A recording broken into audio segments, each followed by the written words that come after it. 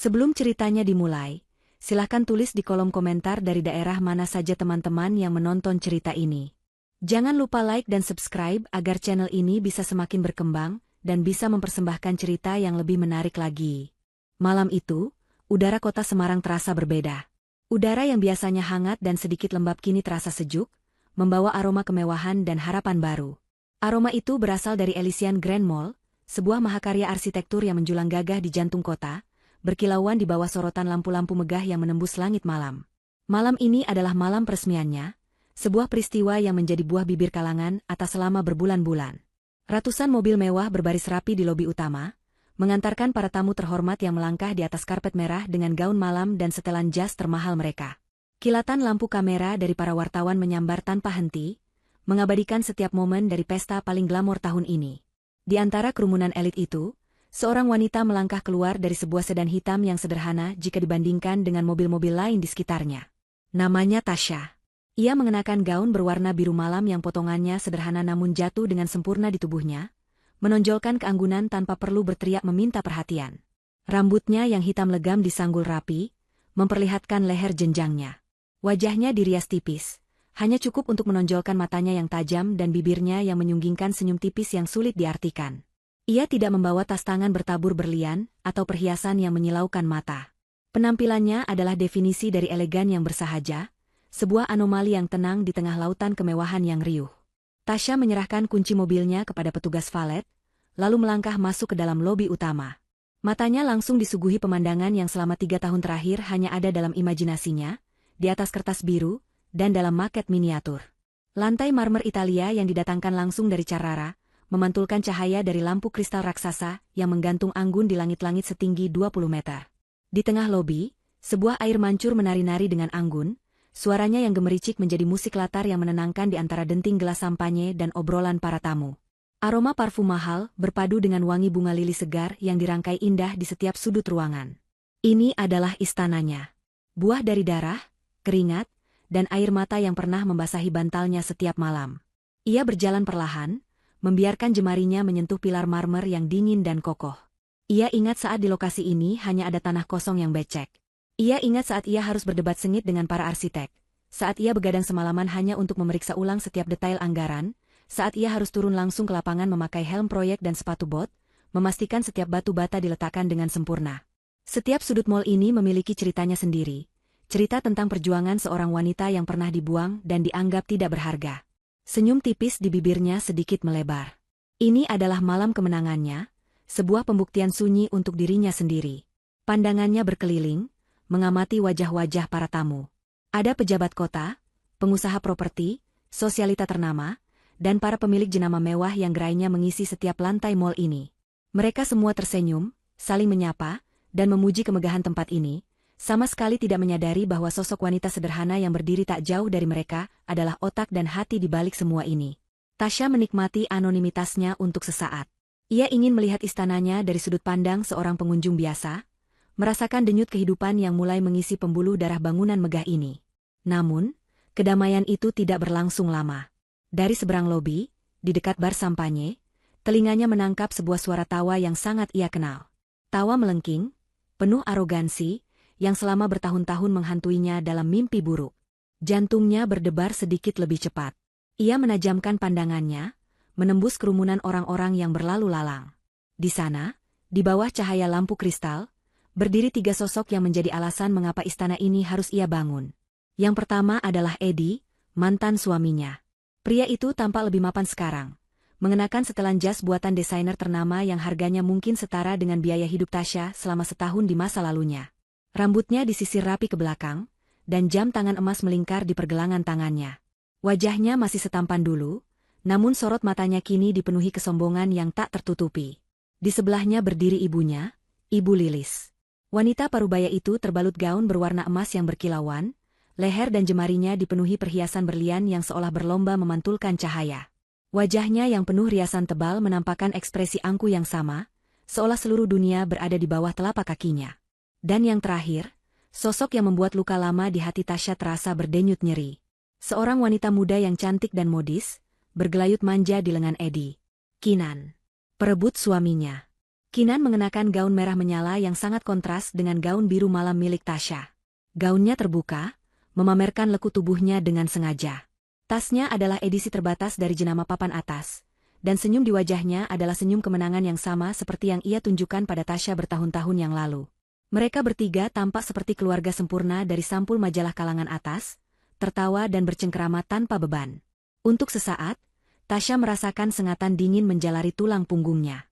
Bayangan masa lalu berkelebat di benaknya.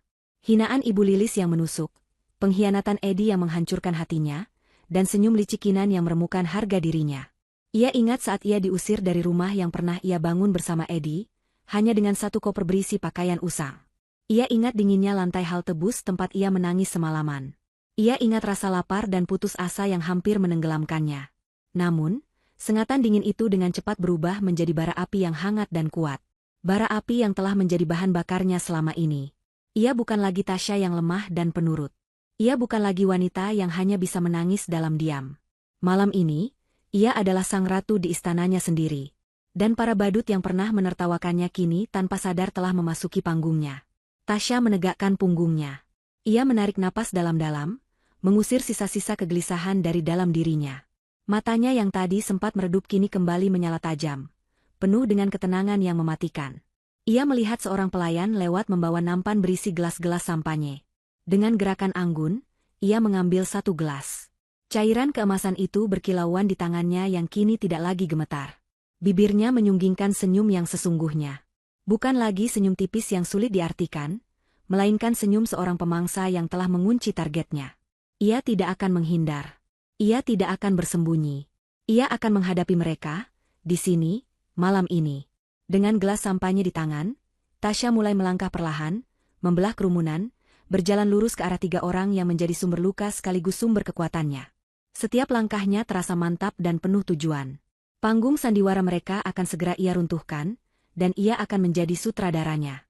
Langkah kaki Tasya yang berirama di atas lantai marmer tidak menarik perhatian siapapun, kecuali tiga orang yang menjadi tujuannya. Edi adalah yang pertama kali menyadarinya. Alisnya bertaut sejenak, mencoba mengenali sosok wanita anggun yang berjalan ke arah mereka dengan tatapan yang begitu intens. Ketika jarak mereka semakin dekat, matanya membelalak. Wajahnya berubah dari penasaran menjadi kaget, lalu dengan cepat berganti menjadi ekspresi jijik yang tidak ditutup-tutupi. Seolah ia baru saja melihat kecoak di tengah pesta mewah. Tasya, desisnya pelan, lebih kepada dirinya sendiri. Ibu Lilis mengikuti arah pandang putranya. Bibirnya yang dipoles lipstik merah tebal langsung mengerucut ke bawah. Ia memindai penampilan Tasya dari ujung rambut hingga ujung kaki, tatapannya menghina, seolah sedang menilai barang murahan yang tersesat di toko barang antik. Kinan, yang sedang asyik memamerkan cincin barunya pada Edi, berhenti bicara. Senyum manis di wajahnya memudar, digantikan oleh seringai tipis yang penuh ejekan. Tasya berhenti beberapa langkah di depan mereka, memberikan ruang yang cukup agar drama yang akan terjadi bisa disaksikan dengan jelas oleh beberapa tamu di sekitar mereka. Ia tidak mengatakan apa-apa. Ia hanya berdiri di sana, memegang gelas sampanyenya dengan tenang, dan menatap mereka satu persatu dengan senyumnya yang misterius. Keheningan yang ia ciptakan terasa lebih menusuk daripada teriakan. Keheningan itu membuat Edi merasa tidak nyaman. Gengsi dan arogansinya terusik. Bagaimana bisa wanita yang pernah ia buang ini berani menampakkan diri di hadapannya dengan begitu tenang? Di tempat semewah ini, ia merasa perlu untuk mengembalikan wanita ini ke tempatnya, ke posisi di bawah telapak kakinya. Ngapain wanita kere sepertimu ada di sini? Suara Edi meledak, lebih keras dari yang ia niatkan. Beberapa tamu di dekat mereka menoleh, tertarik oleh nada kasar yang tidak pantas diucapkan di acara semacam itu. Wajah Edi memerah, antara marah dan malu karena menjadi pusat perhatian, namun ia sudah terlanjur melepaskan tembakan pertama. Mendengar dukungan dari putranya, Ibu Lilis merasa di atas angin. Ia tertawa, suara melengkingnya menarik lebih banyak perhatian. Benar kata Edi, wanita sepertimu itu tak pantas ada di sini, bikin malu aja, dasar kampungan. Ia sengaja meninggikan suaranya, memastikan orang-orang di sekitarnya bisa mendengar hinaannya. Ia ingin semua orang tahu bahwa wanita ini tidak sederajat dengan mereka. Kinan ikut menambahkan bensin ke dalam api. Ia bergelayut semakin erat di lengan Edi, seolah mencari perlindungan dari pemandangan yang tidak menyenangkan. Sayang, mungkin dia salah masuk, katanya dengan nada dibuat-buat manja, namun matanya menatap Tasya dengan kebencian murni. Tempat seperti ini kan untuk kalangan atas, bukan untuk gelandangan. Ia kemudian melirik tas tangan sederhana milik Tasya dan gaunnya yang tanpa merek terkenal, lalu tertawa kecil seolah baru saja mendengar lelucon paling lucu di dunia. Hinaan yang dilontarkan bertubi-tubi itu menggema di lobi yang megah. Bisik-bisik mulai terdengar dari para tamu yang menonton. Ada yang menatap Tasya dengan kasihan, ada yang ikut mencibir dalam diam, dan ada yang hanya menikmati drama gratis yang tersaji di depan mata mereka. Mereka semua mengira wanita sederhana itu akan menangis, atau marah, atau setidaknya lari karena malu. Tetapi Tasya tidak melakukan semua itu. Senyum di wajahnya tidak goyah sedikit pun. Di dalam kepalanya, ia bisa mendengar gema dari kata-kata yang sama persis, yang diucapkan di ruang tamu rumahnya bertahun-tahun yang lalu. Kata-kata yang sama yang telah merobek hatinya hingga berkeping-keping. Namun malam ini, kata-kata itu terdengar berbeda. Terdengar kosong dan menyedihkan. Kata-kata itu tidak lagi memiliki kekuatan untuk melukainya. Mereka kini hanyalah suara bising dari masa lalu yang sekarat. Ia melihat wajah Edi yang memerah karena amarah. Pria yang dulu ia cintai dan hormati, kini tampak seperti anak kecil yang sedang mengamuk karena mainannya direbut. Ia melihat wajah Ibu Lilis yang penuh kebencian. Wanita yang dulu ia layani dengan tulus, kini tampak seperti karikatur penyihir jahat yang menyedihkan. Dan ia melihat wajah Kinan yang penuh kemenangan semu. Wanita yang ia pikir telah mengambil segalanya darinya, kini tampak begitu dangkal dan rapuh, menggantungkan harga dirinya pada lengan seorang pria dan barang-barang mewah. Mereka tidak berubah. Mereka masih orang-orang yang sama, terpenjara dalam kesombongan dan kebencian mereka. Sementara dirinya, ia telah berubah. Ia telah membangun kembali dirinya dari puing-puing, menjadi lebih kuat dari yang pernah mereka bayangkan. Melihat mereka sekarang, Tasya tidak lagi merasakan sakit. Ia justru merasakan semacam kasihan. Dengan gerakan yang sangat tenang, Tasya mengangkat gelas sampanyenya sedikit, seolah sedang bersulang untuk mereka dalam diam. Kemudian, ia menyesapnya perlahan, matanya tidak pernah lepas dari wajah-wajah tegang di hadapannya.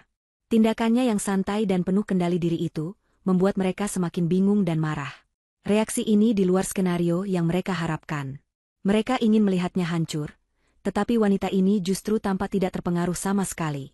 Setelah meletakkan kembali gelasnya, Tasya melakukan sesuatu yang semakin membuat mereka gelisah.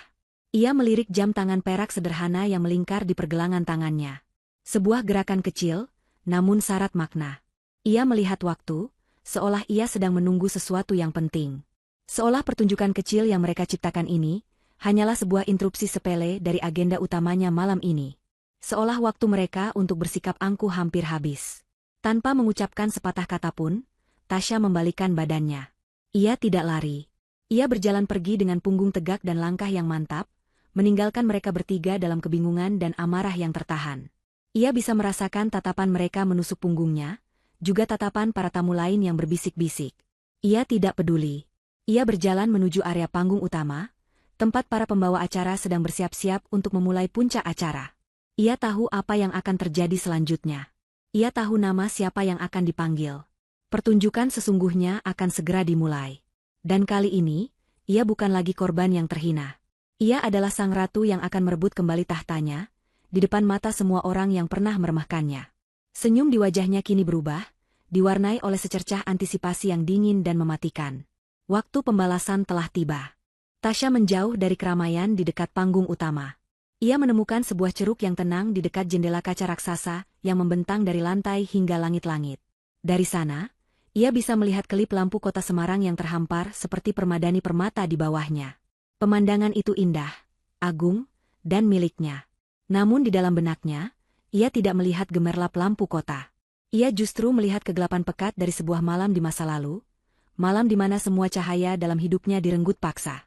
Hinaan yang baru saja ia terima dari Edi, Ibu Lilis, dan Kinan adalah gema yang membangkitkan badai kenangan yang telah lama ia coba kubur dalam-dalam. Pernikahannya dengan Edi pada awalnya terasa seperti dongeng. Tasya, seorang gadis cerdas dari keluarga sederhana, dipersunting oleh Edi, putra tunggal dari keluarga terpandang. Ia mencintai Edi dengan tulus. Demi pernikahan itu, ia rela menanggalkan mimpinya sendiri. Ijazah sarjana ekonominya ia simpan rapi di dalam laci, berganti peran menjadi seorang istri dan menantu yang berbakti. Ia belajar memasak masakan favorit Edi, menata rumah mereka menjadi surga yang nyaman, dan berusaha keras menjadi sosok yang bisa dibanggakan suaminya. Ia pikir, pengorbanannya adalah wujud cinta. Namun, pengorbanannya tidak pernah cukup, terutama bagi Ibu Lilis. Sejak awal, ibu mertuanya itu tidak pernah menyukainya. Di mata Ibu Lilis, Tasya adalah benalu yang menempel pada putranya yang berharga. Ia tidak datang dari keluarga kaya, tidak memiliki koneksi, dan dianggap tidak sepadan. Setiap hari, Tasya harus menelan sindiran dan kritik pedas yang keluar dari mulut ibu mertuanya. "Tasya, masakanmu ini hambar. Tidak seperti masakan ibuku dulu," kata Ibu Lilis saat makan malam, padahal Edi melahapnya dengan nikmat. "Kamu ini tidak bisa dandan, ya? Lihat penampilanmu, kusam seperti pembantu," komentarnya saat Tasya hanya mengenakan daster sederhana di rumah. Setiap kali mereka menghadiri acara keluarga, Ibu Lilis akan dengan sengaja membanding-bandingkannya dengan menantu lain yang lebih kaya atau lebih modis. Tasya mencoba mengadukan semua itu pada Edi, mencari pembelaan dari suaminya. Namun Edi selalu memberikan jawaban yang sama. "Sudah, sabar saja. Ibu memang begitu orangnya. Kamu maklumi saja," katanya tanpa menatap Tasya, matanya sibuk dengan ponsel atau laptopnya. Edi tidak pernah membelanya. Ia menganggap keluhan Tasya sebagai angin lalu, sebuah drama kecil yang tidak penting. Perlahan, Tasya belajar untuk menelan semua kepahitannya sendirian. Ia meyakinkan dirinya bahwa ini adalah ujian dalam rumah tangga, bahwa cintanya pada Edi akan cukup untuk menanggung semuanya. Lalu, Kinan datang. Ia diperkenalkan sebagai rekan kerja baru Edi, seorang wanita muda yang ambisius dengan penampilan yang selalu sempurna dan senyum yang bisa meluluhkan siapa saja. Di depan Tasya, Kinan bersikap sangat manis dan sopan. Ia memuji masakan Tasya, mengagumi rumahnya, dan sering menyebut Tasya sebagai kakak. Tasya yang lugu dan haus akan penerimaan, menganggap Kinan sebagai teman. Ia tidak menyadari ada ular berbisa di balik topeng manis itu. Perubahan pada Edi terjadi secara perlahan namun pasti. Ia mulai sering pulang terlambat dengan alasan rapat. Ponselnya yang dulu sering tergeletak begitu saja, kini selalu ia genggam atau ia balikkan layarnya. Beberapa kali Tasya mencium aroma parfum wanita yang asing di kemeja suaminya, namun Edi selalu punya alasan. "Itu parfum klien, sayang. Tadi kami bertemu di lobi hotel," jawabnya enteng. Tasya mencoba percaya, mati-matian menepis semua kecurigaan yang mulai merayapi hatinya. Ia tidak mau dongengnya berakhir. Hingga suatu hari, ia menemukan bukti yang tak terbantahkan. Sebuah struk tagihan kartu kredit yang tertinggal di saku jas Edi. Di sana tertera nama sebuah toko perhiasan mewah dan pembelian sebuah kalung berlian yang sangat mahal, pada hari di mana Edi mengaku sedang lembur di kantor. Tasya tahu kalung itu bukan untuknya. Malam itu, ia menunggu Edi pulang dengan jantung berdebar kencang. Ketika suaminya masuk ke dalam rumah, Tasya langsung menodongkan struk itu di depan wajahnya. Tidak ada penyesalan di wajah Edi. Yang ada hanyalah kejengkelan karena rahasianya terbongkar. Malam itu, semua topeng runtuh. "Ya, aku memang membelikannya untuk Kinan." "Kenapa?" teriaknya. "Setidaknya Kinan lebih mengerti aku. Dia mendukung karierku, dia nyambung kalau diajak bicara soal bisnis. Tidak sepertimu yang hanya tahu urusan dapur." Setiap kata dari mulut Edi adalah belati yang menghunjam jantung Tasya. "Aku sudah mengorbankan mimpiku untukmu, Edi," isak Tasya. "Aku tidak pernah memintamu berkorban," balas Edi lebih kejam. "Aku butuh pasangan yang bisa mengangkat statusku, bukan yang menahanku dengan pikiran kampungannya. Kamu lihat saja dirimu di cermin, kamu sudah tidak menarik lagi." Pertengkaran hebat mereka rupanya terdengar oleh Ibu Lilis yang kebetulan datang berkunjung.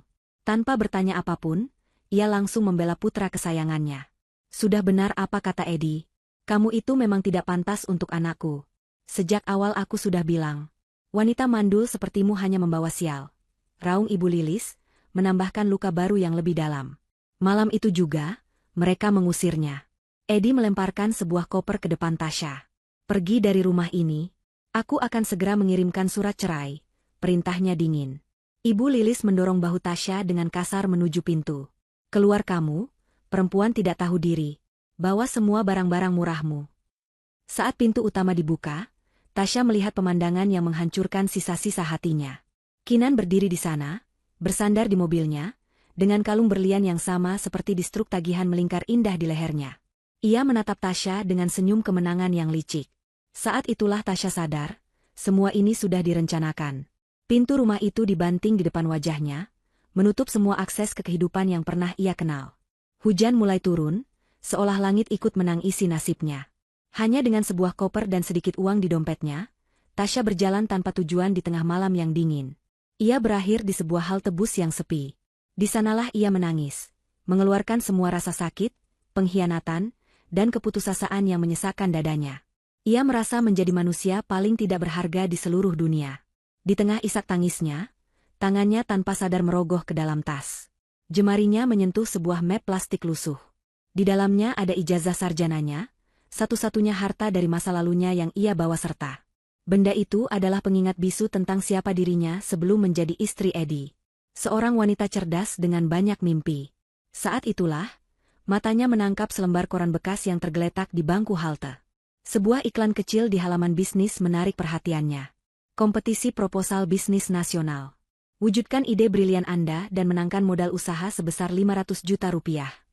Di tengah kegelapan yang paling pekat, sebuah percikan api tiba-tiba menyala di dalam diri Tasya. Air matanya berhenti mengalir. Keputusasaan di matanya perlahan berubah menjadi sesuatu yang lain. Sesuatu yang keras, dingin, dan tajam. Ini bukan akhir. Ini adalah awal. Ia akan menggunakan otaknya, kekuatannya, dan rasa sakitnya sebagai bahan bakar. Ia tidak hanya akan bertahan hidup. Ia akan bangkit dan membangun sebuah kerajaan. Dan suatu hari nanti, ia akan membuat mereka semua, Eddie, Ibu Lilis, dan Kinan, menelan setiap kata hinaan mereka. Sumpah itu terpatri di halte bus yang dingin, di bawah guyuran hujan, menjadi fondasi pertama dari istana yang kini berdiri megah di hadapannya. Lamunan Tasya tentang malam tergelap dalam hidupnya terinterupsi oleh pengumuman dari pembawa acara. Suaranya yang ceria menggema melalui sistem pengeras suara, meminta para tamu untuk bersiap menyambut puncak acara. Tasya menarik napas dalam-dalam, menghembuskan sisa-sisa kenangan pahit itu pergi. Ia menatap pantulan dirinya di kaca jendela. Wanita di pantulan itu bukan lagi gadis menangis di halte bus. Matanya tajam, posturnya tegak, dan auranya memancarkan kekuatan yang ditempa oleh penderitaan. Perjalanan untuk sampai ke titik ini terasa lebih panjang dan terjal dari yang pernah ia bayangkan. Setelah malam pengusiran itu, hidup Tasya adalah perjuangan untuk bertahan. Dengan sisa uang yang ia miliki, ia menyewa sebuah kamar kos kecil berukuran 3 kali 3 meter di pinggiran kota. Kamar itu pengap, dengan dinding yang catnya sudah mengelupas, sangat jauh berbeda dari rumah mewahnya dulu. Siang hari ia habiskan di perpustakaan kota, bukan untuk membaca novel, tetapi untuk melahap semua buku tentang bisnis, manajemen properti, dan keuangan. Ia memanfaatkan internet gratis di sana untuk melakukan riset pasar, menganalisis tren, dan mempelajari proposal-proposal bisnis yang pernah memenangkan penghargaan. Malam harinya, di kamar kosnya yang sempit, ditemani secangkir kopi murah dan suara nyamuk, ia mulai menulis. Ia menuangkan semua ide, visi, dan perhitungannya ke dalam proposal untuk kompetisi itu. Idenya bukan sekadar membangun mall. Idenya adalah membangun sebuah pusat gaya hidup yang terintegrasi, yang tidak hanya menawarkan kemewahan, tetapi juga ruang bagi komunitas, area hijau, dan sentuhan budaya lokal. Ia menamainya Elysian, yang berarti surga. Sebuah surga yang ingin ia ciptakan untuk dirinya sendiri, di atas neraka yang pernah ia lalui. Ia bekerja tanpa lelah, seringkali hingga fajar menyingsing, didorong oleh dendam dan keinginan untuk membuktikan bahwa dirinya lebih dari sekadar istri yang terbuang. Hari pengumuman pemenang kompetisi adalah hari paling menegangkan dalam hidupnya. Ia duduk di antara para finalis lain yang tampak percaya diri dengan setelan jas mahal dan presentasi yang canggih. Sementara ia hanya datang dengan pakaian terbaiknya yang sederhana dan proposal yang ia jilid sendiri. Ketika namanya dipanggil sebagai pemenang pertama, Tasya sempat membeku. Ia tidak percaya. Air mata yang ia tahan selama berbulan-bulan akhirnya tumpah. Namun kali ini bukan air mata kesedihan, melainkan kelegaan dan kemenangan. Hadiah uang sebesar 500 juta rupiah terasa seperti seluruh dunia di tangannya. Namun, ia tahu uang itu hanyalah langkah pertama. Membangun mall membutuhkan modal triliunan rupiah. Ia menggunakan uang hadiah itu sebagai modal awal. Ia tidak langsung berfoya-foya. Ia tetap tinggal di kamar kosnya. Namun ia memulai sebuah bisnis impor garmen skala kecil dari kamarnya. Ia menggunakan keahlian ekonominya untuk mencari pemasok yang baik dan menjual produknya secara daring. Bisnisnya berkembang pesat, memberinya cukup uang untuk hidup dan sedikit modal tambahan. Kemenangannya di kompetisi juga memberinya sesuatu yang lebih berharga dari uang, yaitu validasi dan sebuah nama. Ia mulai memberanikan diri untuk masuk ke dunia bisnis properti yang didominasi laki-laki. Ia menyusun proposalnya yang sudah disempurnakan, lalu mulai berkeliling dari satu investor ke investor lain. Penolakan menjadi sarapannya sehari-hari. Banyak yang meremehkannya. Seorang wanita tanpa pengalaman mau bangun mall? Jangan bercanda, kata seorang pengusaha tua sambil tertawa. Proposalmu bagus, Nona. Tapi proyek sebesar ini butuh nama besar, bukan pemimpi sepertimu, kata manajer investasi lainnya. Ada pula yang mencoba mengambil keuntungan dari situasinya, menawarkan investasi dengan syarat-syarat yang tidak pantas. Tasya nyaris putus asa. Namun setiap kali ia merasa lelah, ia akan memejamkan mata dan mengingat wajah Edi, Ibu Lilis, dan Kinan yang menghinanya. Rasa sakit itu memberinya kekuatan untuk bangkit lagi keesokan harinya, mengetuk pintu lain, dan mencoba lagi. Ia belajar menjadi lebih tangguh, lebih cerdas dalam bernegosiasi, dan lebih kebal terhadap penolakan. Terobosannya datang setelah hampir setahun penuh penolakan. Melalui koneksi salah satu pelanggan bisnis garmennya, ia berhasil mendapatkan jadwal pertemuan dengan Pak Wijoyo, seorang konglomerat tua legendaris yang sudah pensiun dari dunia bisnis namun masih sesekali menanamkan modal pada proyek yang ia anggap menarik. Pertemuan itu adalah pertaruhan terakhir Tasya. Di hadapan Pak Wijoyo yang tatapannya tajam dan penuh selidik, Tasya tidak hanya mempresentasikan angka dan grafik. Ia menceritakan sebuah visi. Ia menjual sebuah mimpi tentang Elysian Grand Mall. Ia menjelaskan bagaimana mall itu akan mengubah wajah kota, menciptakan ribuan lapangan kerja, dan menjadi ikon baru yang membanggakan. Ia berbicara dengan penuh gairah, kecerdasan, dan kejujuran. Ia tidak menutupi latar belakangnya. Justru, ia menjadikan ceritanya sebagai bukti ketangguhan dan determinasinya. Pak Wijoyo mendengarkan dalam diam. Setelah Tasya selesai, sang konglomerat itu menatapnya lama. Banyak orang datang kepada saya membawa proposal, kata Pak Wijoyo dengan suara berat. Tapi mereka hanya membawa angka. Kamu membawa api di matamu. Saya tidak berinvestasi pada proyek, Nak. Saya berinvestasi pada orang. Dan saya percaya padamu. Hari itu, hidup Tasya berubah selamanya. Dengan dukungan penuh dari Pak Wijoyo, proyek Elysian Grand Mall pun dimulai. 3 tahun berikutnya adalah kerja keras tanpa henti. Tasya membuktikan bahwa kepercayaan Pak Wijoyo tidak salah. Ia terjun langsung mengawasi setiap detail pembangunan. Ia sendiri yang terbang ke luar negeri untuk bernegosiasi dengan jenama-jenama mewah, agar mau membuka gerai di malnya. Ia membangun tim yang solid, orang-orang yang percaya pada visinya. Ia berubah dari seorang pemimpi menjadi seorang pemimpin yang disegani, seorang CEO yang tangguh dan brilian. Kini, semua kerja keras itu telah terbayar. Malam sebelum peresmian, Tasya berdiri sendirian di lobi utama mall yang masih sunyi. Aroma cat baru dan lantai yang baru dipoles terasa begitu memuaskan. Ia berjalan ke meja resepsionis dan mengambil daftar tamu VVIP untuk acara besok malam. Jarinya menelusuri daftar nama-nama penting itu, hingga berhenti pada 3 nama yang ia cari. Edi Pratama, Lilis Pratama, dan Kinan Anindita. Ia mengambil ponselnya dan menelepon kepala penyelenggara acara. Halo, Rina. Saya mau pastikan sesuatu, kata Tasya dengan suara tenang. Pastikan undangan untuk Bapak Edi Pratama dan keluarga sudah diterima dan dikonfirmasi kehadirannya. Beri mereka meja di barisan paling depan, dengan pemandangan terbaik ke arah panggung. Baik, Bu Tasya, jawab Rina di seberang telepon. Tasya menutup teleponnya. Senyum dingin terukir di bibirnya. Sebuah kemenangan akan terasa hambar tanpa ada penonton. Terutama, penonton yang selama ini bertaruh bahwa kau akan gagal. Besok malam, panggung termegah di kota ini akan menjadi saksi. Saksi kejatuhan mereka, dan saksi penobatan mahkotanya. Setelah meninggalkan Edi, Ibu Lilis, dan Kinan dalam kebingungan mereka, Tasya tidak menoleh ke belakang. Punggungnya yang tegak adalah perisai yang melindunginya dari tatapan benci mereka. Di dalam hati, jantungnya berdebar kencang, sebuah genderang perang yang menandai dimulainya babak akhir dari pembalasan dendamnya. Sementara itu, di lobi utama, trio antagonis itu masih membeku di tempat, dipenuhi amarah yang meluap-luap. Tidak tahu malu, desis Ibu Lilis, wajahnya yang berkerut karena riasan tebal tampak semakin masam. Berani sekali dia bersikap seperti itu di depan kita. Dia pikir dia siapa?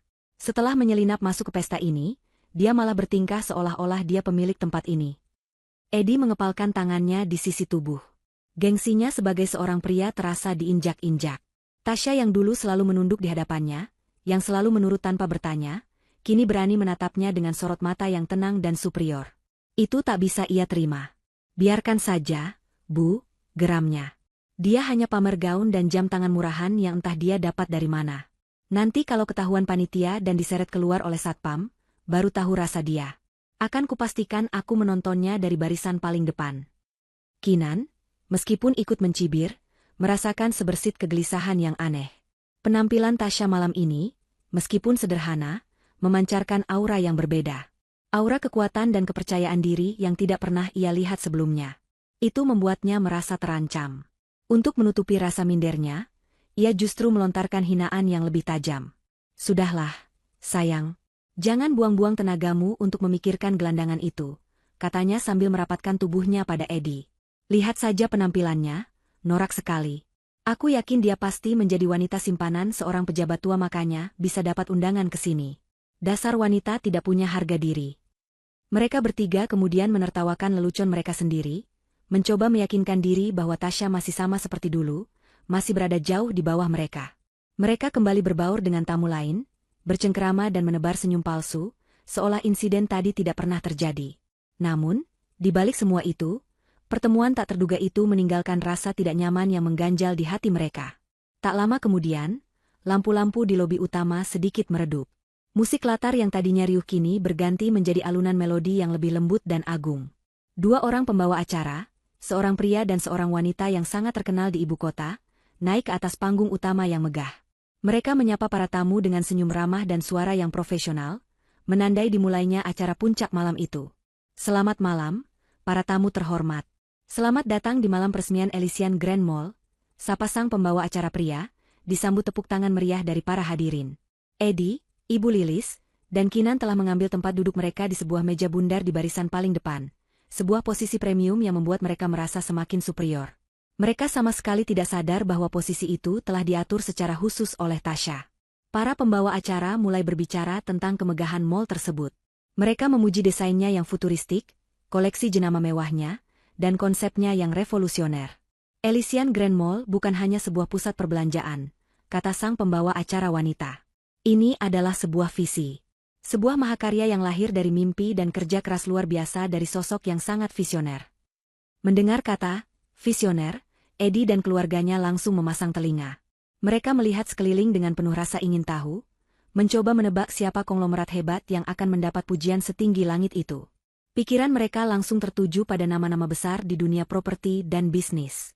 "Sayang, ini pasti Pak Hartono atau salah satu kolega bisnis Papa," bisikinan di telinga Edi, matanya berbinar-binar penuh ambisi.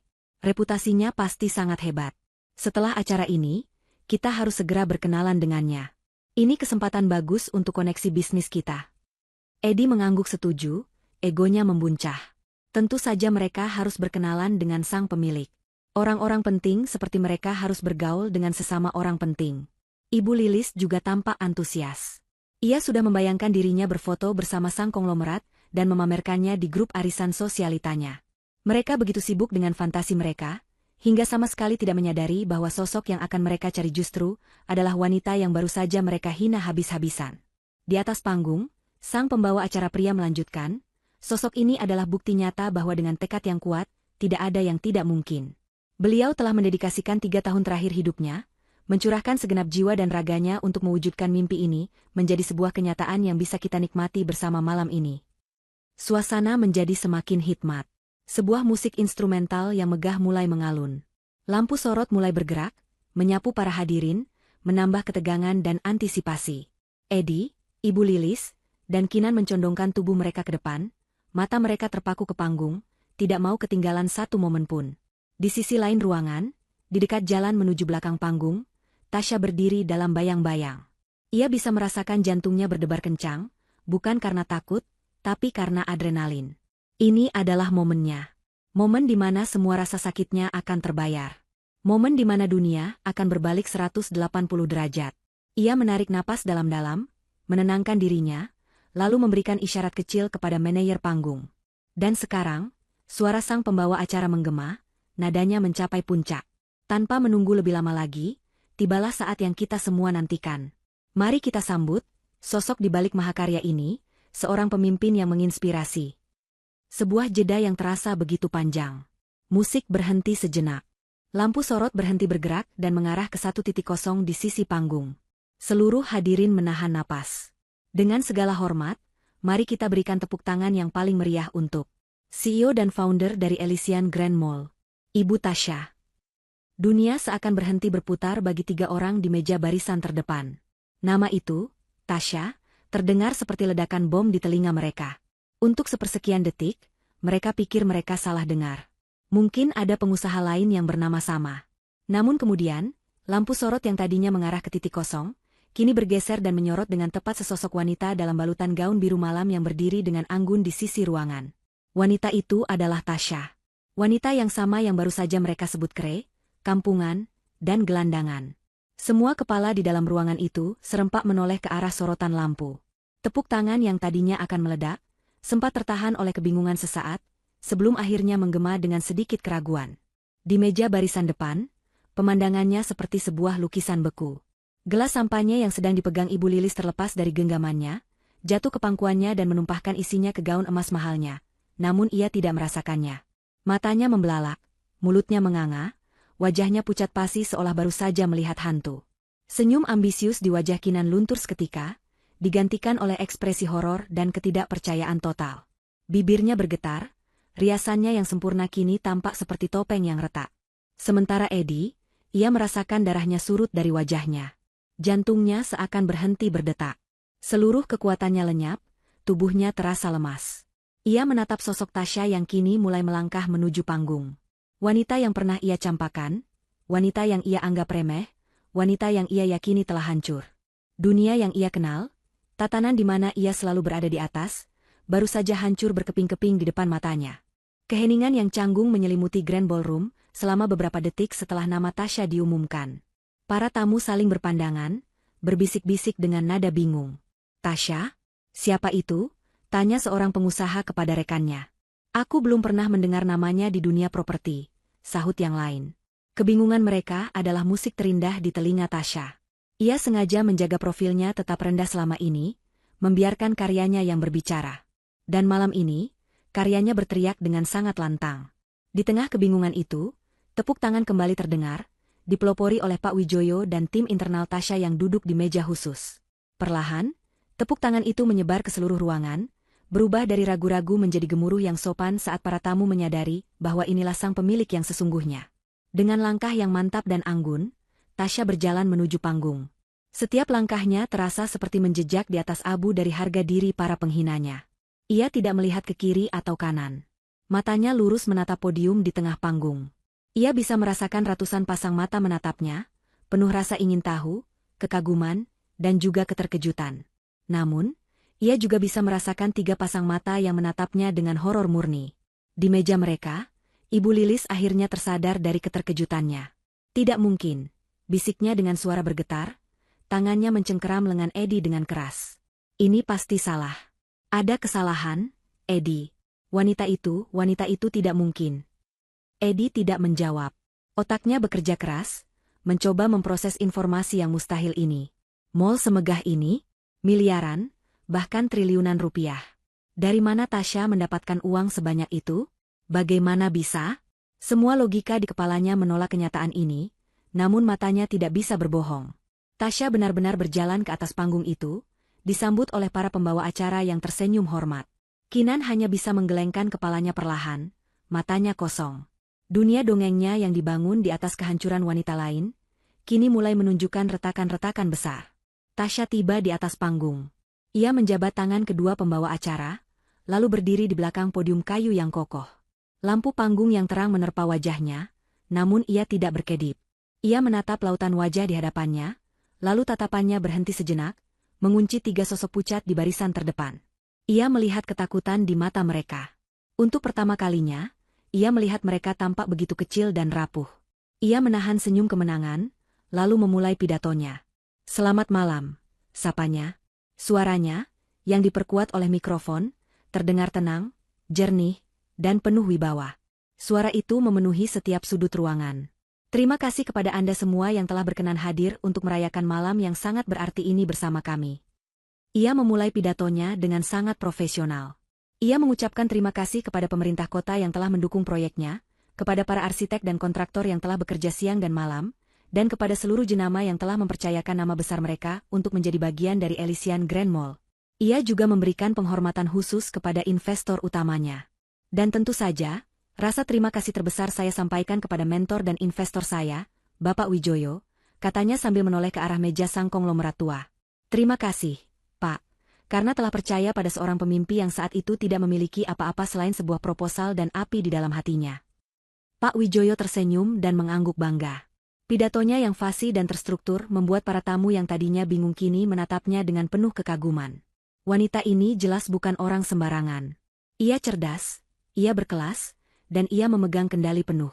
Edi, Ibu Lilis, dan Kinan semakin tenggelam di kursi mereka. Setiap kata pujian untuk Tasya terasa seperti tamparan bagi mereka.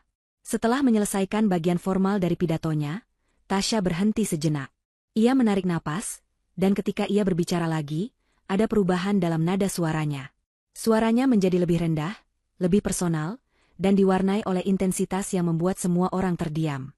Membangun mall ini bukan sekadar urusan bisnis bagi saya.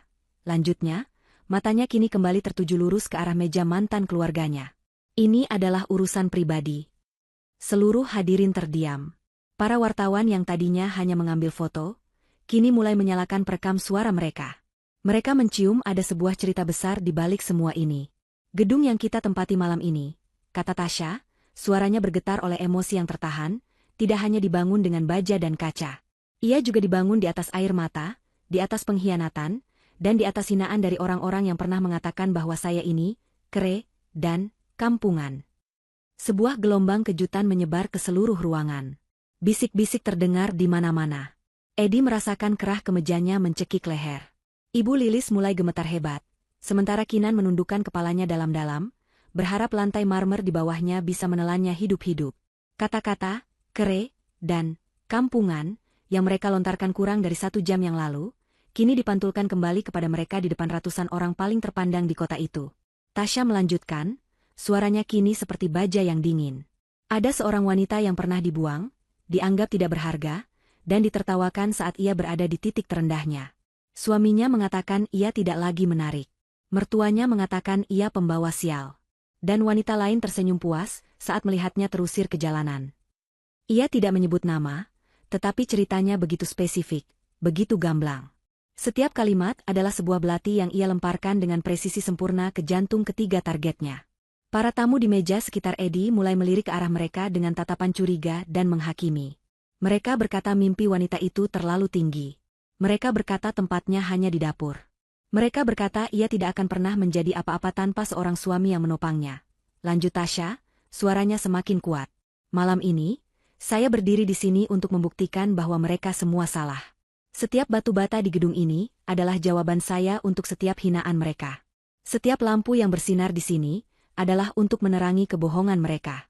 Dan setiap kesuksesan yang saya raih adalah nisan bagi kesombongan mereka. Ia berhenti lagi, membiarkan setiap katanya meresap, menginfeksi udara dengan kebenaran yang menyakitkan. Ruangan itu sunyi senyap. Semua orang terpaku oleh drama yang luar biasa ini. Lalu, Tasya menyunggingkan senyum pertamanya malam itu. Bukan senyum tenang atau misterius, melainkan senyum yang dingin, tajam, dan penuh kemenangan. Dan ironisnya, katanya, suaranya kini terdengar ringan namun mematikan. Malam ini, orang-orang yang menjadi bahan bakar utama dari pembangunan istana ini, hadir di antara kita sebagai tamu. Ia mengangkat tangannya sedikit, sebuah gestur kecil ke arah barisan terdepan. Ia tidak perlu menunjuk. Semua orang sudah tahu siapa yang ia maksud. Mereka ada di sini, pungkas Tasya, matanya berkilat berbahaya. Untuk menyaksikan secara langsung hasil dari rasa sakit yang pernah mereka ciptakan. Babak pertama dari pembalasan dendamnya selesai. Ia telah meletakkan semua kartu di atas meja. Ia telah mengubah pesta peresmian ini menjadi pengadilan publik, dan ia adalah hakimnya. Gemuruh bisikan di antara para tamu kini berubah menjadi riak yang tak terbendung. Semua mata tertuju pada 3 sosok yang duduk membeku di kursi mereka, terperangkap dalam sorotan lampu aib yang mereka ciptakan sendiri. Pidato Tasya berakhir seperti sebuah petir yang menyambar di tengah ruangan yang sunyi. Kata-kata terakhirnya, untuk menyaksikan secara langsung hasil dari rasa sakit yang pernah mereka ciptakan, menggantung di udara, penuh dengan racun dan kemenangan. Gemuruh bisikan yang tadinya hanya riak kecil kini meledak menjadi gelombang badai. Semua orang di dalam ruangan itu, tanpa terkecuali, kini menoleh ke arah meja di barisan terdepan. Meja itu kini bukan lagi meja VVIP yang terhormat, melainkan sebuah panggung pilar aib, di mana 3 terdakwa duduk membeku di bawah tatapan ratusan pasang mata yang menghakimi. Edi merasakan panas menjalar di wajahnya. Keringat dingin mulai membasahi pelipis dan punggungnya. Ia bisa merasakan tatapan dari rekan-rekan bisnisnya, klien-klien penting, dan para pesaingnya. Mereka tidak lagi menatapnya dengan segan, melainkan dengan campuran rasa jijik, kasihan, dan cemoohan. Di dunia bisnis di mana citra adalah segalanya, ia baru saja dibakar hidup-hidup di depan semua orang. Rahang Edi mengeras, tangannya di bawah meja terkepal begitu erat hingga buku-buku jarinya memutih. Amarah dan rasa malu berperang di dalam dirinya, membuatnya lumpuh total. Di sebelahnya, Ibu Lilis gemetar tak terkendali. Topeng sosialita angkuhnya telah hancur berkeping-keping, memperlihatkan wajah tua yang panik dan ketakutan. Ia mencoba membalas tatapan para tamu di sekitarnya, namun yang ia temukan hanyalah cemoohan. Teman-teman arisannya yang tadi menyapanya dengan hangat, kini membuang muka atau berbisik-bisik di belakang kipas tangan mereka. Ia merasa telanjang, semua status dan kehormatan yang ia bangun selama puluhan tahun luruh dalam sekejap. Sementara Kinan, ia melakukan satu-satunya hal yang bisa ia lakukan. Ia menundukkan kepalanya dalam-dalam, rambutnya yang tergerai indah kini menjadi tirai yang ia gunakan untuk bersembunyi dari dunia. Bahunya berguncang, isak tangis yang tertahan terdengar lirih. Ia menangis bukan karena penyesalan, melainkan karena malu dan ketakutan.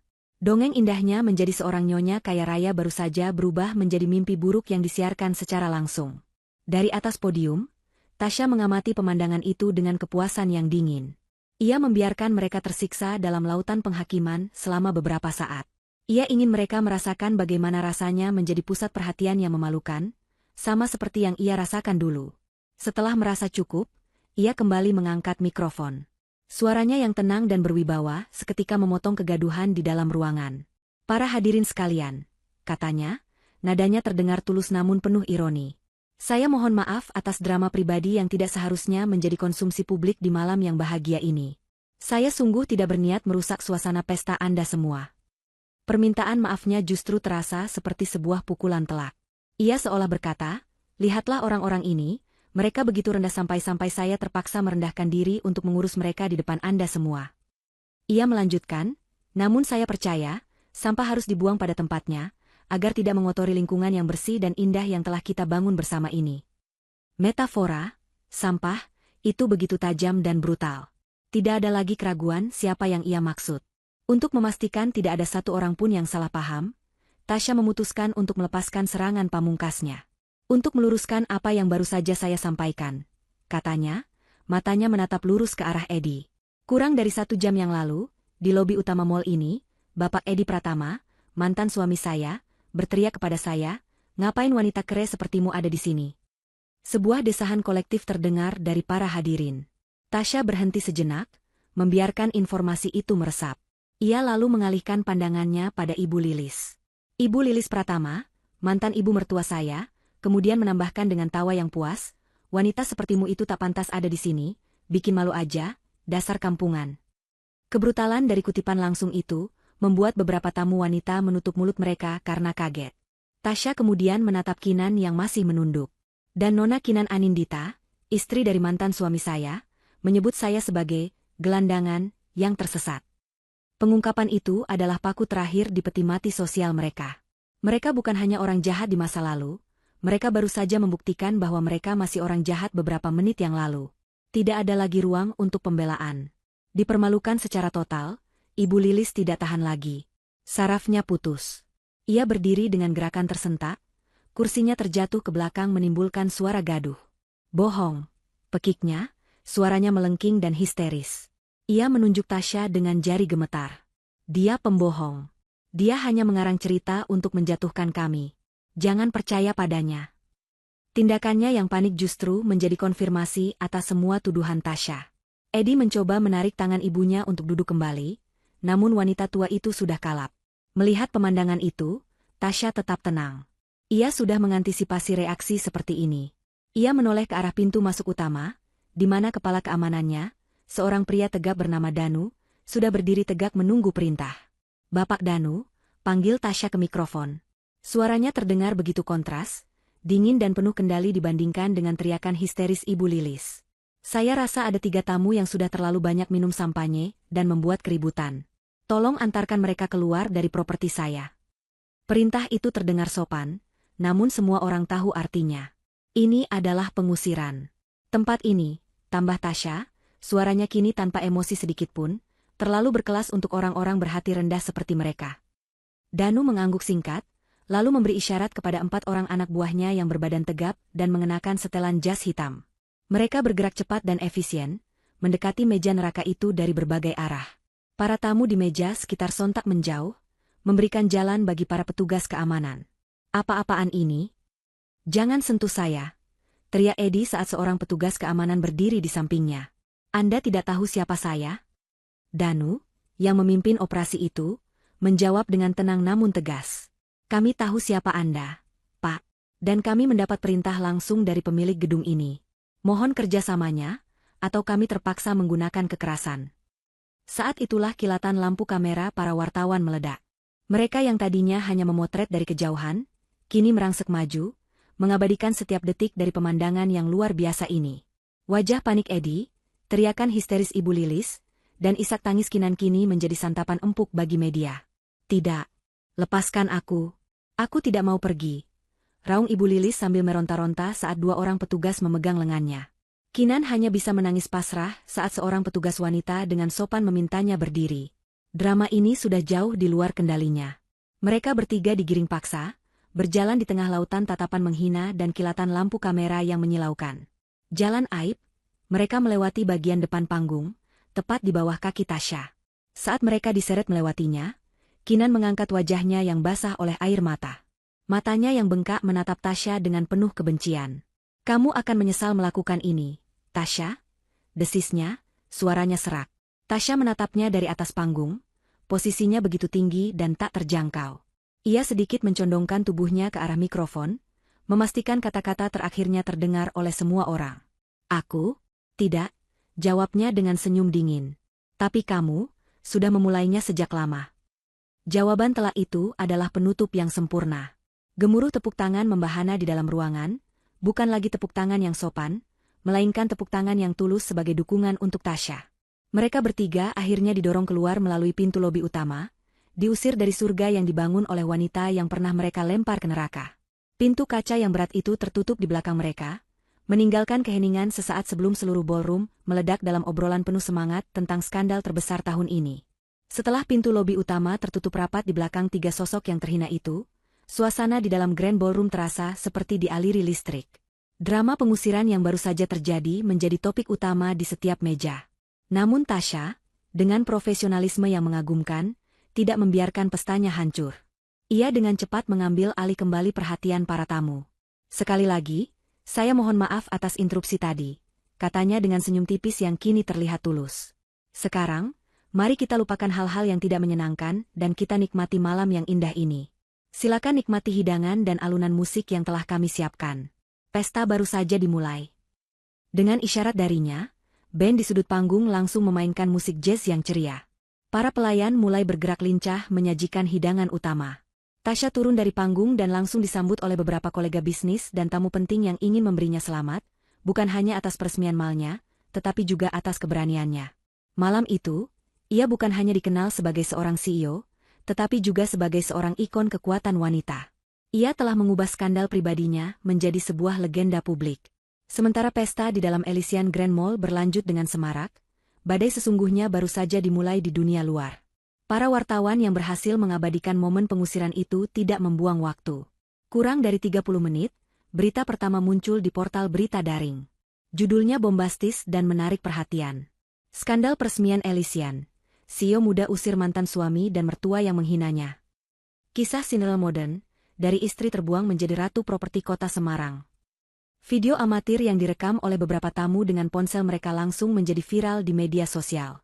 Rekaman pidato Tasya, teriakan histeris Ibu Lilis, dan momen saat mereka diseret keluar oleh petugas keamanan menyebar dengan kecepatan cahaya. Tagar seperti karma untuk Eddie, Ratu Tasya, dan Elysian drama langsung menjadi trending topik nomor 1. Wajah Eddie, Ibu Lilis, dan Kinan terpampang di mana-mana, menjadi bulan-bulanan netizen se-Indonesia. Komentar-komentar pedas membanjiri setiap unggahan. Mereka telah diadili di pesta, dan kini mereka disalib di pengadilan media sosial. Keesokan paginya, Eddie terbangun dalam sebuah realitas yang telah menjadi mimpi buruk. Ponselnya bergetar tanpa henti oleh notifikasi dan panggilan dari nomor tak dikenal yang memakinya. Saat ia menyalakan televisi, acara Gosip Pagi sudah menayangkan cuplikan video memalukan itu berulang-ulang, lengkap dengan komentar dari para pengamat. Kepalanya terasa mau pecah. Namun, penderitaannya baru saja dimulai. Pukul 9 pagi, telepon berdering dari kantornya. Itu adalah panggilan dari direktur utama, atasannya langsung.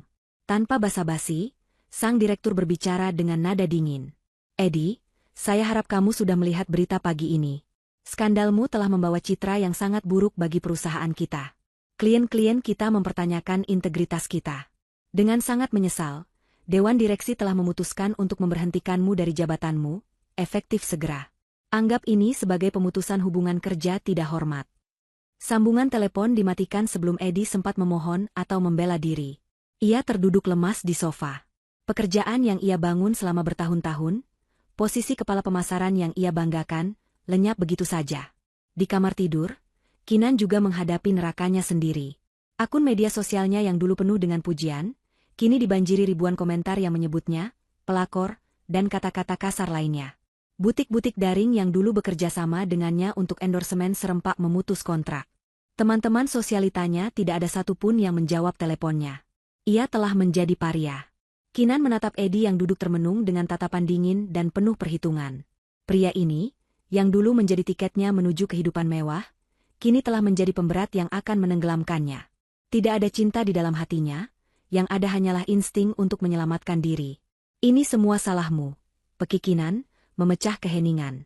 Kalau saja kamu tidak sombong dan menghina Tasya di depan umum, semua ini tidak akan terjadi. Kamu bodoh, Eddie. Kamu menghancurkan segalanya. Apa kau bilang? Kau juga ikut menghinanya. Balas Eddie, amarahnya tersulut. Pertengkaran hebat pun meledak. Mereka saling menyalahkan, saling memaki, mengeluarkan semua kebusukan yang selama ini tersembunyi di balik kemewahan. Di puncak pertengkaran, Kinan menampar Eddie dengan keras. Aku sudah selesai denganmu, pria gagal, desisnya. Dengan cepat, ia mengemasi semua tas, perhiasan, dan barang-barang bermerek miliknya. Sebelum pergi, ia sempat menguras habis sisa uang di rekening bersama mereka melalui aplikasi perbankan di ponselnya. Ia meninggalkan Eddie begitu saja, di tengah puing-puing kehidupan mereka yang hancur. Sementara itu, di rumahnya yang besar dan kini terasa sepi, Ibu Lilis merasakan jenis karma yang berbeda. Bukan finansial, melainkan sosial. Telepon rumahnya berdering tanpa henti. Beberapa adalah wartawan, yang lain adalah teman-temannya yang menelepon hanya untuk bergosip dan menikmati penderitaannya. Ketua grup arisannya menelepon dengan nada kaku, memintanya untuk tidak datang lagi ke pertemuan mereka demi menjaga nama baik grup. Ia dikucilkan, dibuang dari satu-satunya dunia yang ia kenal. Kebanggaan dan status sosial yang menjadi napas hidupnya telah direnggut total. Bagi Eddie, pukulan terakhir datang sore itu. Setelah ditinggalkan Kinan, dipecat dari pekerjaan, dan menjadi musuh publik nomor 1, ia membuka laptopnya untuk mencoba menenangkan diri. Sebuah email masuk dari bank tempat ia mengambil pinjaman rumah dan mobil. Judulnya, Pemberitahuan Percepatan Pelunasan Kredit. Dengan tangan gemetar, ia membuka email itu. Pihak bank, setelah melihat berita skandal dan status penganggurannya, menganggapnya sebagai nasabah berisiko tinggi. Mereka memintanya untuk melunasi seluruh sisa pinjamannya dalam waktu 30 hari. Jika tidak, rumah dan semua aset yang ia jaminkan akan disita. Eddie menatap layar laptopnya dengan pandangan kosong. Kurang dari 24 jam, ia telah kehilangan segalanya. Kehormatannya, pekerjaannya, istrinya, dan kini, atap di atas kepalanya. Karma telah datang bukan seperti gerimis, melainkan seperti tsunami yang menyapu bersih seluruh hidupnya tanpa sisa. Tentu, ini cerita lengkapnya berdasarkan kerangka yang Anda berikan. Bab 9, Pertemuan terakhir yang menghancurkan harapan. Udara pagi di ibu kota terasa menyesakan bagi Eddie dan Ibu Lilis. Bukan hanya karena polusi dan kelembapan yang menyengat kulit, tetapi juga karena beban berat yang menghimpit dada mereka. Keduanya duduk berdempetan di dalam angkutan umum yang penuh sesak, aroma keringat dan parfum murah bercampur menjadi satu, membuat kepala Ibu Lilis semakin pening. Pakaian terbaik yang mereka miliki kini terlihat kusam dan lusuh, sebuah cerminan nyata dari kondisi kehidupan mereka yang telah jungkir balik. Gedung-gedung pencakar langit yang mereka lewati seolah mengejek kemelaratan mereka. Menara-menara kaca yang dulu menjadi simbol ambisi Eddie, kini menjelma menjadi monumen kegagalannya. Tujuan mereka adalah sebuah gedung perkantoran megah di jantung distrik bisnis, TSY Corp. Nama itu, inisial dari Tasya Amalia, terpampang gagah dengan huruf perak yang berkilauan di bawah sinar matahari. Setiap langkah yang mereka ambil dari halte bus menuju lobi gedung terasa seperti berjalan di atas bara api. Lantai marmer yang dingin dan mengilap memantulkan bayangan mereka yang tampak begitu kecil dan tidak berarti. Resepsionis yang ramah namun profesional menatap mereka dengan tatapan menilai, seolah tahu bahwa mereka tidak pantas berada di sana. "Kami ada janji bertemu dengan Ibu Tasya Amalia," ucap Eddie dengan suara serak, berusaha menyembunyikan rasa gugupnya. Wanita di balik meja itu memeriksa jadwal di komputernya. "Atas nama siapa, Pak?" "Eddie dan Ibu Lilis." Nama itu sepertinya tidak ada dalam daftar. Namun, setelah beberapa saat hening yang menyiksa, sebuah panggilan interkom masuk. Sang resepsionis kemudian mengangguk. "Silakan naik ke lantai 45. Asisten pribadi Ibu Tasya akan menjemput Anda di sana." Perjalanan di dalam lift terasa lebih lama dari yang seharusnya. Dinding cermin di dalamnya memantulkan wajah mereka yang lelah dan penuh kecemasan. Ibu Lilis merapikan kerudungnya yang sedikit miring, sementara Eddie mengusap telapak tangannya yang basah ke celana bahannya. Ketika pintu lift terbuka di lantai 45, pemandangan yang menyambut mereka adalah sebuah kemewahan yang sunyi dan elegan. Seorang wanita muda berpenampilan rapi bernama Rina menyambut mereka dengan senyum tipis. "Mari, Ibu Tasya sudah menunggu," katanya, suaranya tenang dan datar. Rina mengantar mereka melewati koridor panjang yang dihiasi karya seni modern, menuju sebuah pintu kayu jati yang kokoh.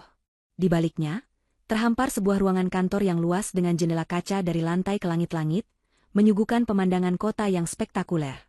Dan di sana, di balik meja mahoni yang besar dan kosong kecuali laptop dan sebuah pena mewah, duduklah Tasya.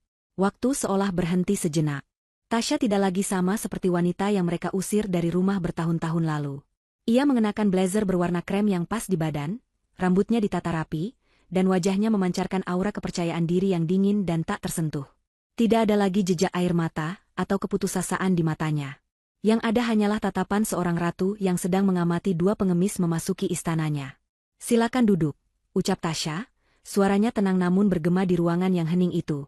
Ia tidak berdiri, tidak menawarkan jabat tangan, hanya menunjuk kedua kursi di hadapan mejanya. Eddie dan Ibu Lilis duduk dengan kaku. Keheningan yang tercipta terasa begitu pekat, membebani mereka lebih berat daripada semua utang yang melilit mereka. Akhirnya, Ibu Lilis yang memecah kebisuan, suaranya bergetar menahan isak tangis yang siap meledak. "Tasya, nak, kami datang." Kalimatnya terputus, ia menunduk sambil menyeka air mata yang mulai jatuh. Tasya hanya menatapnya tanpa ekspresi. "Saya bukan anakmu lagi, Bu. Hubungan itu sudah berakhir sejak hari kalian menyuruh saya pergi." Eddie menelan ludah, mengumpulkan sisa-sisa keberaniannya. "Syah, kami tahu kami salah. Sangat salah. Kami mohon maaf." "Maaf?" Tasya tersenyum tipis, senyuman yang tidak mencapai matanya. Kata yang mudah diucapkan saat kalian tidak punya pilihan lain, bukan? "Kami benar-benar terpuruk, Syah," lanjut Eddie, suaranya kini terdengar memelas. "Kinan, dia pergi. Dia membawa semua uang, semua aset. Rumah disita bank, mobil ditarik leasing. Kami tidak punya apa-apa lagi. Kami diusir dari kontrakan kemarin." Setiap kata yang keluar dari mulut Eddie adalah musik pengiring kehancuran mereka. Namun bagi Tasya, itu hanyalah sebuah laporan fakta yang tidak menimbulkan emosi apapun. Ia sudah melewati masa sakit hatinya. Kini yang tersisa hanyalah kekosongan dan jarak yang tak terjembatani. Ibu Lilis mengangkat wajahnya yang basah oleh air mata. "Tolonglah kami, nak. Anggap saja ini balas budi. Dulu ibu pernah merawatmu." Ketenangan Tasya sedikit retak mendengar kalimat itu. Sebuah kilat tajam melintas di matanya. "Merawatku? Ibu merawatku karena aku adalah istri dari putramu yang saat itu sukses. Ibu menghinaku saat aku tidak bisa memberimu cucu. Ibu mencaciku saat usahanya goyah. Dan ibu ikut mengusirku saat wanita lain datang dengan janji kekayaan yang lebih besar. Jangan pernah sebut itu, merawat. Sebut saja itu investasi yang gagal." Kata-kata itu menusuk Ibu Lilis tepat di jantungnya. Ia terdiam, tak mampu membantah kebenaran yang pahit itu. Kini giliran Eddie yang maju. Ia beringsut ke tepi kursinya, tatapannya penuh permohonan. "Aku tahu aku bodoh, Tasya. Aku dibutakan oleh Kinan. Aku meninggalkan berlian demi sebuah kaca murahan. Aku menyesal, Syah. Sungguh. Jika ada kesempatan kedua..." Tasya mengangkat tangannya, menghentikan kalimat Eddie. Ia menatap lurus ke mata mantan suaminya, mata yang dulu pernah ia tatap dengan penuh cinta, kini hanya terlihat menyedihkan. Dulu kau membuangku demi wanita itu. Kau berdiri di sampingnya saat dia menghinaku. Kau membiarkan ibumu memakiku. Kau mengemasi barang-barangku ke dalam kardus dan menyuruhku pergi seolah aku sampah. Sekarang, wanita itu membuangmu setelah menguras habis hartamu. Itu bukan urusanku, Eddie. Itu urusan cerminmu sendiri. Lihatlah bayanganmu di sana dan tanyakan padanya, siapa yang sebenarnya harus disalahkan. Setiap kalimat diucapkan dengan nada yang datar dan terkendali, membuatnya semakin tajam dan menyakitkan. Tidak ada teriakan, tidak ada kemarahan yang meluap-luap. Hanya ada kebenaran dingin yang tak terbantahkan. Ruangan itu kembali hening, hanya terdengar isak tangis Ibu Lilis yang tertahan dan napas Eddie yang berat. Harapan terakhir yang mereka bawa ke gedung ini, telah hancur berkeping-keping di atas lantai marmer yang dingin. Tasya melihat jam tangannya, sebuah isyarat halus bahwa pertemuan itu telah berakhir. Ia menarik laci mejanya, mengeluarkan buku cek dan menulis sesuatu dengan gerakan yang tenang dan efisien. Ia merobek selembar cek itu dan meletakkannya di atas meja, mendorongnya perlahan ke arah mereka. Eddie dan Ibu Lilis menatap kertas kecil itu dengan bingung. Mungkinkah ini? Mungkinkah Tasya masih memiliki sedikit belas kasihan? Eddie meraih cek itu dengan tangan gemetar. Matanya membelalak saat melihat angka yang tertera. 100.000 rupiah. Ini, kata Tasya, suaranya tetap tanpa emosi. Untuk ongkos kalian pulang. Dulu kalian mengusirku tanpa sepeser pun, bahkan tidak memberiku uang untuk naik angkot. Aku masih lebih baik. Pukulan terakhir itu terasa lebih menyakitkan daripada tamparan di wajah. Uang itu bukan sebuah bantuan, melainkan sebuah penghinaan terakhir, sebuah penegasan akan posisi mereka yang tak berarti di hadapannya. Itu adalah penutup dari sebuah bab yang telah lama ingin Tasya akhiri. Eddie menatap cek itu, lalu menatap Tasya. Di mata wanita itu, ia tidak melihat kebencian, melainkan sesuatu yang lebih buruk. Ketidakpedulian total. Seolah-olah mereka berdua hanyalah gangguan kecil dalam jadwalnya yang padat. Tangannya yang memegang cek itu lunglai ke sisi tubuhnya. Ibu Lilis sudah tidak sanggup berkata-kata lagi, wajahnya pucat pasi. Rina akan mengantar kalian keluar, ucap Tasya, kembali fokus pada layar laptopnya seolah pertemuan itu tidak pernah terjadi. Dengan langkah gontai dan jiwa yang hancur lebur, Eddie membantu ibunya berdiri. Mereka berjalan keluar dari ruangan itu tanpa menoleh ke belakang. Pintu kayu jati yang berat itu tertutup di belakang mereka dengan bunyi pelan, menyegel nasib mereka dan membebaskan Tasya dari masa lalunya untuk selamanya. Di dalam istananya yang tinggi di atas kota, sang ratu akhirnya telah menyelesaikan urusannya yang terakhir. Setahun berlalu sejak pertemuan terakhir yang menghancurkan itu. Waktu, bagi sebagian orang, adalah penyembuh. Namun bagi yang lain, ia adalah penempa yang mengukuhkan nasib. Bagi Tasya, waktu adalah sekutu yang setia. Bisnis propertinya, TSY Corp, meroket tajam. Proyek-proyek apartemen mewah dan pusat perbelanjaan yang ia kelola menjadi ikon baru di beberapa kota besar. Wajahnya sering muncul di majalah bisnis. Dijuluki, Ratu Properti, oleh media karena visinya yang tajam dan eksekusinya yang tanpa celah. Namun kesuksesan terbesarnya bukanlah pundi-pundi uang atau pengakuan publik. Kemenangan sejatinya adalah kedamaian yang kini ia rasakan. Ia tidak lagi terbangun di tengah malam dengan jantung berdebar, karena mimpi buruk tentang pengkhianatan. Bekas luka di hatinya telah memudar, berubah menjadi pengingat samar tentang kekuatan yang tidak pernah ia tahu ia miliki. Hari-harinya diisi dengan rapat-rapat penting, diskusi dengan arsitek, dan meninjau lokasi proyek. Namun di sela-sela itu, ia menemukan kebahagiaan dalam hal-hal kecil. Menikmati secangkir teh hijau di balkon apartemennya yang menghadap kota, membaca buku hingga larut malam, atau sekadar berjalan-jalan di taman tanpa dikenali siapapun. Ia telah membangun kembali hidupnya, bukan di atas puing-puing masa lalunya, tetapi di atas fondasi yang ia ciptakan sendiri dengan kerja keras dan martabat. Di sisi lain kota, di dunia yang terasa begitu jauh dari menara gading Tasya, waktu berjalan dengan cara yang berbeda. Bagi Eddie, setiap hari adalah perjuangan untuk bertahan hidup. Pria yang dulu bangga mengendarai sedan Eropa itu, kini menghabiskan sebagian besar waktunya di atas jok motor matic, mengenakan jaket hijau khas layanan ojek online. Panas terik aspal yang menguap, debu jalanan yang menempel di wajah, dan deru klakson yang memekakan telinga telah menjadi musik pengiring hidupnya. Setiap kali ia mendapat pesanan, ia harus menundukkan kepala, tersenyum ramah kepada orang asing, dan mengantar mereka ke tujuan untuk beberapa lembar uang receh. Puncak ironinya adalah ketika ia sesekali mendapat pesanan untuk menjemput atau mengantar penumpang dari salah satu mal megah milik TSY Corp. Ia akan berhenti di lobi yang gemerlap, menatap logo perusahaan mantan istrinya dengan perasaan campur aduk antara penyesalan, iri, dan kekalahan yang mendalam. Ia sering bertanya pada dirinya sendiri dalam keheningan malam di kamar kontrakannya yang sempit. Bagaimana hidupnya bisa berakhir seperti ini? Jawaban yang selalu muncul sama, semua ini adalah buah dari pilihannya sendiri. Penyesalan menjadi teman tidurnya yang paling setia, membisikkan skenario, bagaimana jika, yang tidak akan pernah terwujud. Sementara itu, Ibu Lilis tinggal bersama Edi di kontrakan kecil itu. Wanita yang dulu begitu pongah dan gemar mengkritik itu, kini tak lebih dari bayangan dirinya di masa lalu. Stres akibat kejatuhan finansial yang drastis, ditambah dengan rasa malu dan penyesalan yang tak kunjung henti, telah menggerogoti kesehatannya. Tubuhnya menjadi ringkih, sering mengeluh sakit di persendian dan dadanya sesak. Hari-harinya dihabiskan dengan duduk di kursi tua, menatap kosong keluar jendela, atau menonton sinetron di televisi butut.